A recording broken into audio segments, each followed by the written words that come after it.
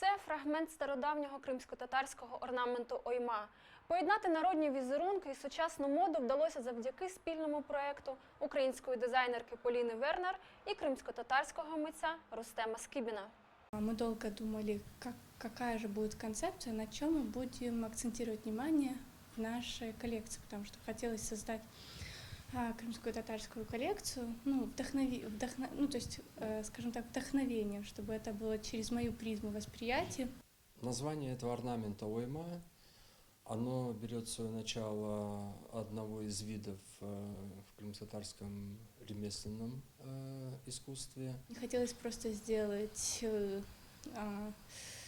печать по ткани, хотелось что-то создать вот такое уникальное, чтобы это была коллекция, такой праздник, чтобы она радовала. Сам орнамент крымско-татарский, он несет в себе семантику, имеет значения, символы.